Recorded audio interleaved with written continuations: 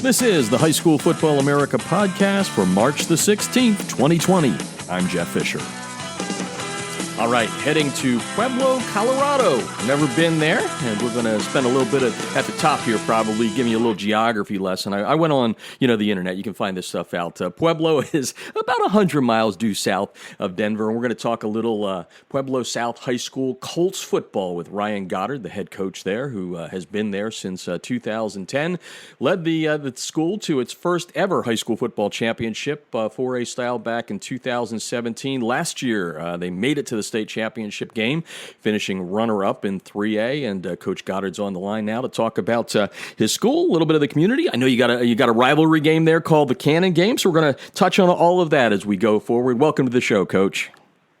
Awesome, Jeff. I appreciate having me on, and whenever you get the opportunity to represent your school and your community, it's always just a tremendous pleasure, and to do it on a national level with all the people that you get to listen to you, and I mean, it's an honor to be here, so I appreciate it. Well, we're glad to have you on here, and I'm going to have you take off your HC hat here, the head coach hat, and we're going to have you put on the ambassador hat, the Chamber of Commerce, whatever you want to call it. I gave a brief description. I know you're south of Denver by 100 miles, maybe a little south then of Colorado Springs, but why don't we start off the interview by talking a little bit for the listeners around the nation about your community. What's the community like? Kind of a thumbnail sketch of that, and how football and your kids fit into the community there. Well, I mean, I think there's some things that are very unique about Pueblo, Colorado, and the first, like you said, we're located south of Denver, and we're in the southern part of the state. But one of the most unique things about Pueblo, Colorado is their love of and their support for high school sports, and it's really a tremendous high school sports town. There's 4 high schools in the city. There's three more in the county, but Friday nights are special. Basketball games, home basketball games are special. There's great events throughout our community where we host a regional baseball tournament every summer that's been going on for 40 years. There's 2 rivalry games in the city of Pueblo that draw more than 10,000 people each fall. Those things are very unique for Colorado, and a lot of people term Pueblo as the last high school sports town in Colorado, and that's pretty awesome. So before you go across the state line, yeah, that's something that's pretty unique. And then as far as the city, Pueblo itself was basically founded on a steel mill. So our community is based on blue collar work ethic, and we're not a huge tech place, but I think we kind of found ourselves on manufacturing and those types of things. So the kids that we have are just solid workers, and I think that's a reflection of our community. And Pueblo is an extremely proud community of when everyone is competing. So I think there's some unique rivalries and things like that, but just an exceptional place to be a part of high school sports. Sounds like a great place, being a kid from Pennsylvania in the steel country. I love it when I hear blue collar and steel together. I kind of get a picture of what that athlete looks like at that point in time. There's some similarities, for sure. Ryan Goddard is on the line. He's the head coach at Pueblo South High School in Pueblo, Colorado, the Colts. And now you can put back on your head coaching hat here. We're going to talk about a couple of things, but we're going to take you back a little bit. And because we have so many listeners, I always love to kind of bring out, foundations and what you did when you took over. I noticed in, reading up on you a little bit, you took over in 2010, like I said, last 3 years, 2 state championship games, including a title in 17. But I noticed the start wasn't, we'll call it inauspicious maybe. 5-6 the first year, 2-8, 1-9. Some people probably go, oh man, time to bury my head and maybe look for a new thing to do with my spare time. Tell me a little bit about what you did back then that set the tone for what you guys have been able to do since that time. Well, I mean, full disclosure and full transparency, I was an assistant coach at South High School for the 7 years prior to that. Okay. And at that time, we were really, really good. So 2003, 2004, we made the semifinals. We made some runs there, and I think, we had 4 10-0 seasons, four perfect regular seasons during that time. So when I took over, And like you said, we were 5-6. We made the playoffs my first year, and then we, went through that 3-17 stretch. But man, I mean, it was obviously a challenge to say the least, because you're in a program. I was young, and you go 3-17, and people aren't very happy, especially being in a high school sports town. Like I just talked about. But can I interrupt? I think I saw something you said where there was a for sale sign on your lawn and you didn't put it there. Is that a true story? Is that a little hyperbole? That's a true story. Yeah, that's a true story. So there's a couple for sale signs. There were always things that someone had asked me at one point if I was moving to Detroit, and that was during the recession, which I don't know too many people that were trying to move into Detroit at that point.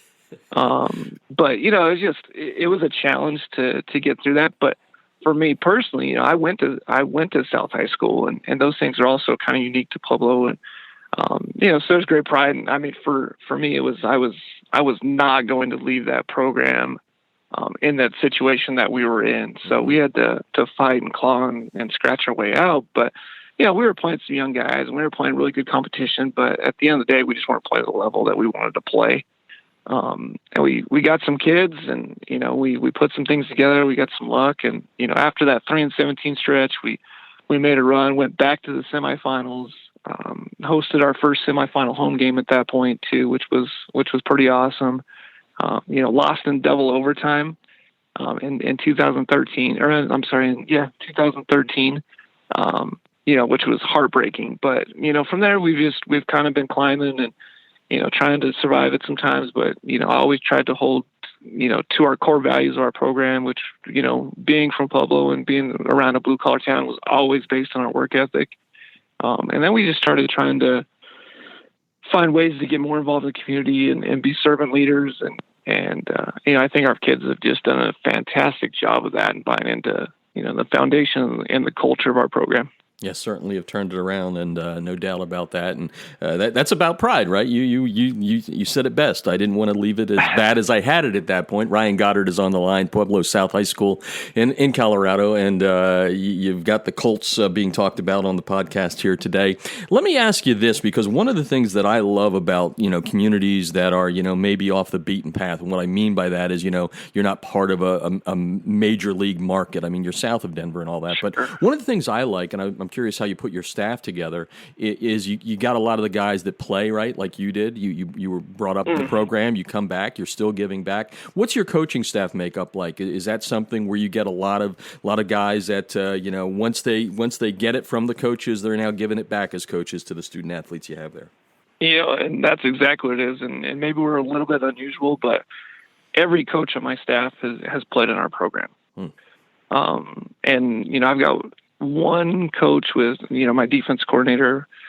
He's been a part of the program for 25 years, 26 years, something like that. And then, but every coach that's on my staff has played in our program, and that means something to me. And a lot of those guys played for me. Some of those guys played while I was an assistant coach. Some of those guys played prior to. But I think that's kind of a different way of going about it. But for me, it's about that cultural pride and, living those expectations every single day, and getting guys that care about the kids, and getting guys that are familiar with, what those kids are going through on a daily basis, and building those relationships, and making sure that people understand that, we want what's best for our kid, and we've lived that life, and, we've made some mistakes, but we, want people to get better. And, so I think it's pretty unique that every kid or every staff member played in the program, but I also think it's pretty awesome. And when you really want to dive into culture and those types of things,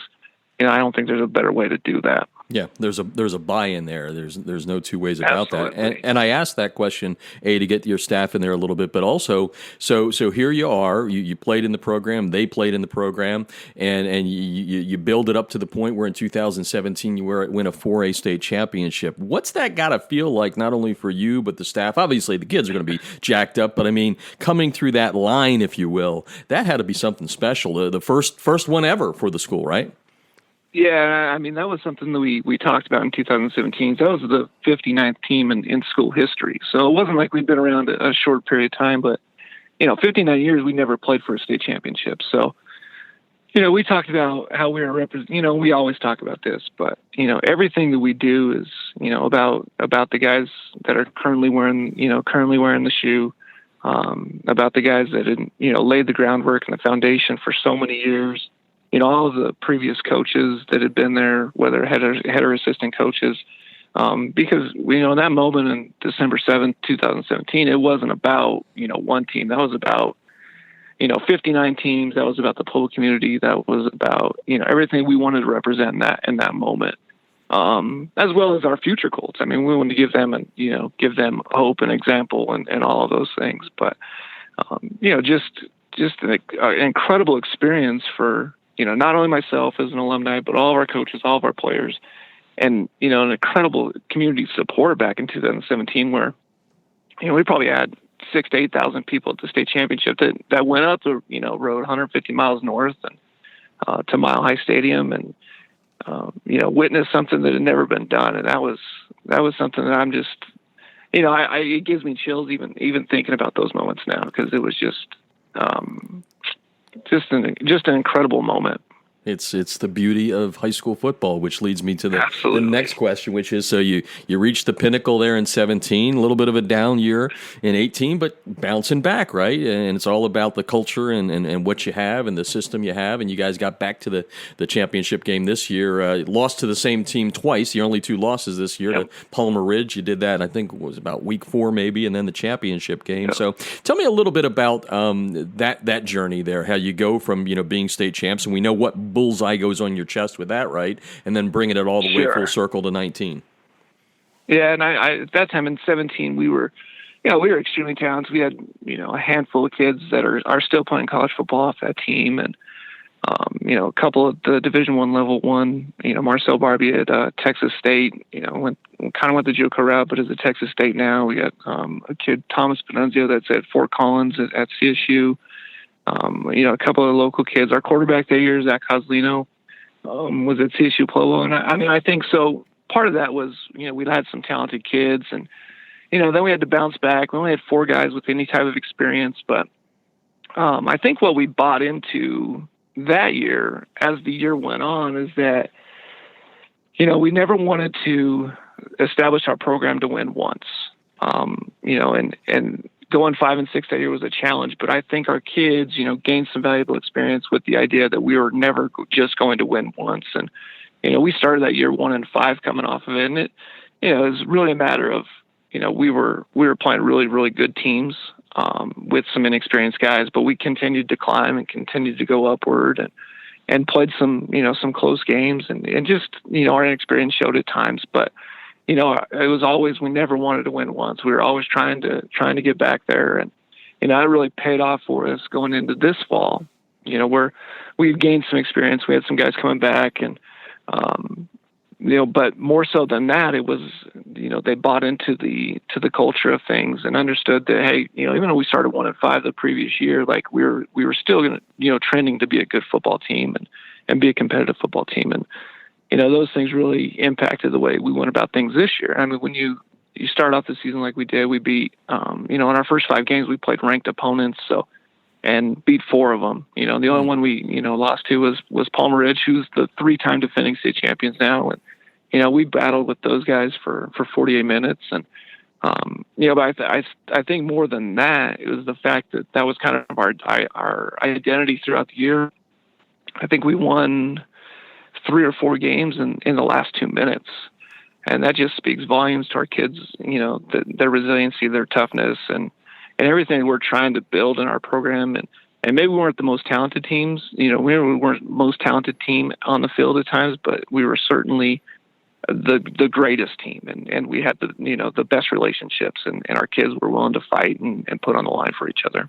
Like I said, that's the beauty of high school football. It changes every year. Even if you have people coming back, doesn't mean a whole lot. Ryan Goddard is on the line, Pueblo South High School, the Colts. We're talking some Colts football here tonight. And before we kind of look ahead here, let's get a couple of the names of the kids in here, leaders on the team, on the field, off the field, that you feel got you through that down year in 18 and got you to the championship game this year. Well, I mean, like you said, every year's a little bit different. We had some kids that were really just tremendous players, that were seniors this past year that we're really going to miss. But, Jackson Dickerson was just a tremendous leader, great worker. He's going to go on and play college football at CSU Pueblo, which is, one of the best Division II programs in the country. Won a national championship back in 2014, and consistently are in the D2 playoffs. But that was a kid that was just a special player. We have a defensive end that was a 3-year starter for us. So started as a sophomore on the state championship team, Andy Smith, and he's got a twin brother, and we always talk about how they both played defensive end, but they were just so quiet, but led by example and led by making plays, and just tremendous kids. But throughout our roster, it's tremendous kid after tremendous kid that just puts the team before themselves. We got some kids we're really excited about coming back. Luke Garrienti, who played as a sophomore during the 5 and 6 year where we were trending up, but we got him on the field later in the year, and once we got on the field, he was a tremendous asset to the team. I'm really excited about our future quarterback and Jace Bella, who played 5 different positions for us this year, I believe, as a sophomore, and just made tremendous play after tremendous play, and played quarterback, receiver, slot, corner, safety, you name it, return kicks and punts. He's a kid that gets you excited because you can see, and he's a reflection of his teammates. You can see how much they care about, their team.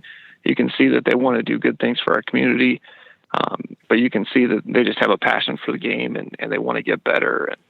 And, we've got the state's leading rusher coming back this next season, and George Longoria, who, was a kid that as a sophomore just kind of, had to compete and wait his time. But when he got the opportunity this year, just ran with it, literally. And then, we just had great kids all over, this past year. We had, an offensive line that, just competed, played together, maybe a little bit undersized, but always gave you their best effort. And, I think that's what makes us kind of special, is that we're never going to be the biggest team. We're never going to be the fastest team, but we're going to have kids that just play hard and care about one another. Mm-hmm. And probably, while you didn't want to walk off the field with a silver medal in 2019, I'm sure you're kind of talking to get that fire in the belly, right? To change that thing up for a gold medal this coming year. What's kind of the message that you have? I don't know if you've got a slogan for this year or not, but what's 2020 looking like for you in that regard? Well, I think every year we come up we have a slogan, and last year our slogan was about culture. Now, we spell it with our our school mascot, COLT URE. Mm-hmm. So nice, tied into the culture, which is a whole different beast. Everyone talks about culture, but for us that had some significance because it was the culture. I think this year, our slogan going forward is built different. Our kids are built different. The way we, try and go about our business has got to be different than the average person. And the way we handle our business in the classroom is different. The way we, go support and give back to our community is going to be different. So we live on that. We're built different, and there's a lot of responsibility in that, in how we go about our business. Because if we want to be different in a positive way, you got to do, things maybe in an uncommon way, do common things in an uncommon way, which is going back to 2017. But we're going to focus on just standing out, but for good reasons, and standing out together as a group. So Ryan Goddard on the line, head coach at Pueblo South High School, Colts football here. I mentioned at the very top, you guys have a rivalry game there. You talked about 2 rivalry games, I guess. The Cannon game is the one I came across when I was looking things up here, and I guess that dates all the way back to '59 when you guys opened the school. Tell the listeners around the nation about those rivalry games. Oh, I mean, it's an incredible sight, and we played at a shared district stadium, which is, to me, it's the best venue for high school sports in the state of Colorado. It's called Dutch Clark Stadium, named after Earl Dutch Clark, who was from Pueblo, played for the Lions, member of the Hall of Fame, NFL Hall of Fame. But just an incredible venue. I mean, it's dug down in a bowl, and it seats basically 12,000 people. In our rivalry game, Pueblo South versus Pueblo East, we typically get 10,000, maybe into 11,000. Some tiers we've had it sold out depending on the game, and just an incredible atmosphere and kind of an opportunity that most high school kids don't get, maybe outside the state of Texas and Georgia and those types of things. But just an incredible atmosphere for kids to play in. And then the other rivalry game is probably the first rivalry. It's not probably, but it's the rivalry game that Pueblo may be better known for, in the Bell game, which has been around since the turn of the century in 1900. I believe it's the oldest high school rivalry game west of the Mississippi. And for every for every year it's packed. And in those games, I mean, one side is one school's color, the other side is the other school color, and it's just a community event where Pueblo has deep high school ties, like kind of like I alluded to and talked about earlier. But there are people coming from all walks of life and all ages, and just to support their high school. And it's an incredible atmosphere where you get it once a year, and some crazy things have happened in those games. And, I'm very thankful to be a part of that and to have our kids, have that opportunity to play in that type of environment. Yeah, rivalry games are great, especially the ones that have a little bit of longevity to them. Coach, I said it's the cannon game. What's that about? Is there a cannon somebody takes home? Yeah, you got to get that in. Sorry, yeah. So I originally just started as a rivalry game. Then in the mid '70s, both schools' key clubs got together and they purchased a Civil War replica cannon. And it's an actual working cannon. I mean, it fires. Oh, nice. It is, and it's not shy. I mean, it fires. So if you're not ready for it, and your back's turned during warm-ups, whatever, and that thing goes off, you'll jump a little bit. But the winner of the game gets to paint the cannon their school colors. So right now that cannon is black, which we're extremely proud of. Actually just getting touched up as we speak as far as the paint job on it. We kind of got it late in the year and had to get it back on the field, and we won it back this year. But it's an actual firing working cannon. Just Love it. Incredible trophy. And it's a shared trophy and something that both schools and both communities just take a tremendous amount of pride in. But yeah, it'll make the heart skip a beat when it goes off. And I think I did all my homework here. I think you guys have painted it your colors, painted it black 31 times out of the 44 meetings. We're talking to Ryan Goddard, Pueblo South here, and as we wind things down, I'm going to have you take off that HC hat again, and I'm going to have you put on kind of that ambassador, because I want to talk. I don't get to, and sometimes this accent I have from Pennsylvania, I used to call it Colorado. Now I'm told it's Colorado. I'm not sure what it is. You can fix that up for me, but be the ambassador here. Talk a little bit about the game of high school football in the state as it stands right now. And I'm not necessarily talking recruiting. I'm just talking about the overall feel for the game of high school football in the state.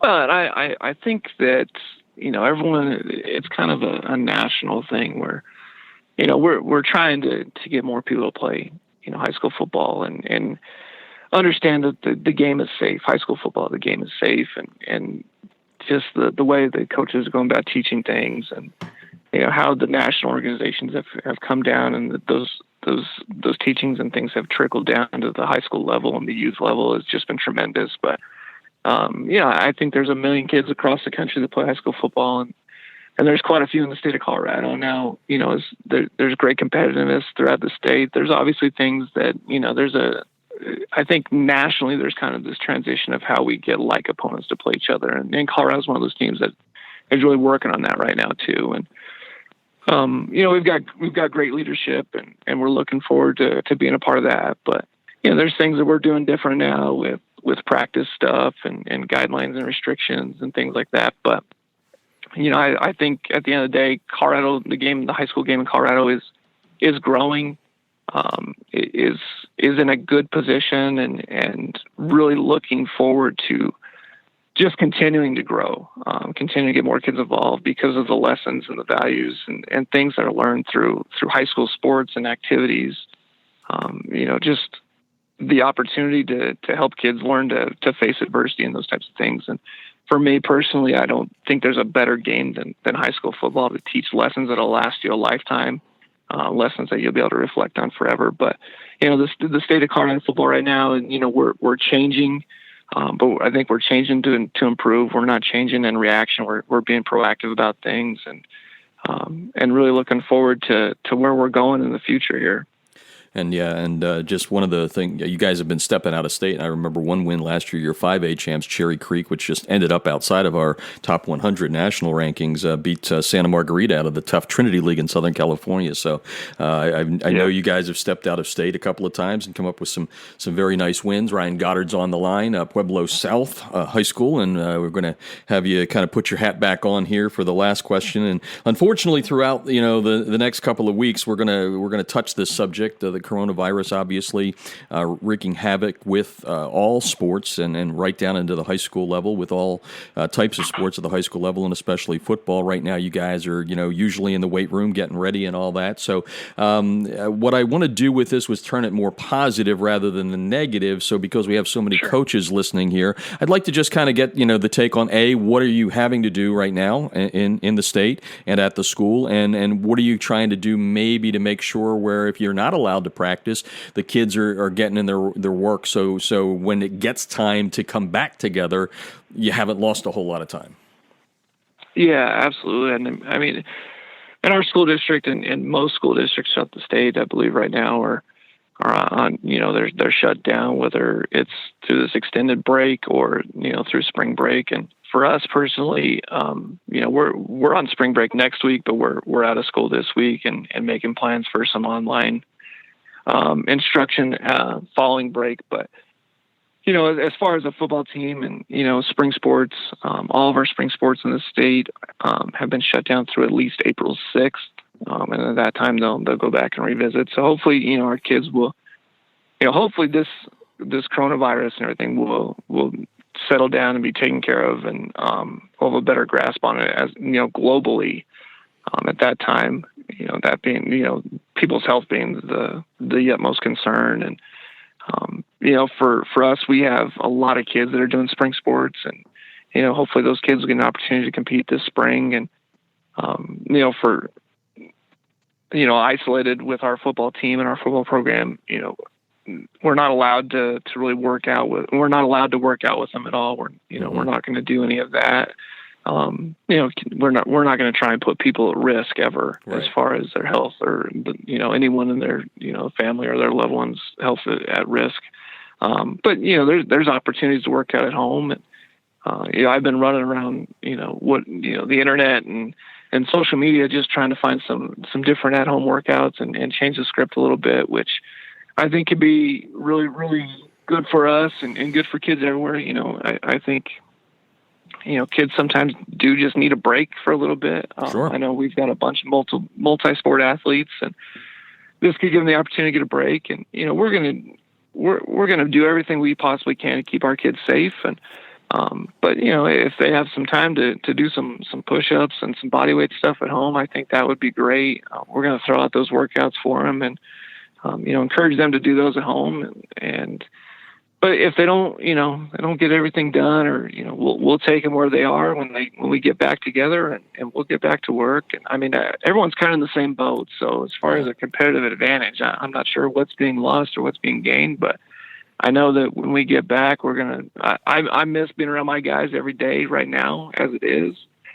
So more than anything, I'm just looking forward to getting back with, our players and our coaches and getting started and looking forward to fall and putting our guys in the best position that we can to be successful. But, kind of unique things happening right now, which I don't think anyone has ever maybe even thought about having a plan in place, as far as Right. high school football training is concerned. I'm sure there were, there's emergency action plans and all that stuff, but, just kind of a unique thing that I think everyone's just going to work through and, make the most of it however they can and get after when they get back and ready to roll. But, like I said, I just miss being around my guys and around the coaches and having an opportunity to, coach and teach right now. Yeah. Well, my philosophy is I think it will probably when we get back to the normal, whatever the new normal is going to be, I think you're going to appreciate it a little bit more, right? The game of football may be a little bit sweeter, taste a little bit sweeter. Well, Coach, I really appreciate you joining us here today on the podcast. Not only just kind of shedding light on the Colts, but also getting me to say the name of the state, Colorado, a little bit better, maybe. I think I've gotten the Nevada one broken, so I'm just trying to get it right. So maybe I'll have to go back and edit this. I don't know. But anyway, thanks for joining us, and we really appreciate it. And good luck in 2020. Jeff, I appreciate it. Thanks so much, man. This was a lot of fun, and look forward to listening to all these other, the bigger and better and brighter coaches other than me on the podcast. I'm really looking forward to that. And with almost every sport being shut down, don't forget High School Football America's podcast is free to everyone. You can go and listen to our radio show that started back in 2011 and has morphed into a podcast. All you have to do is go to highschoolfootballamerica.com. I'm Jeff Fisher, and you've been listening to the High School Football America podcast.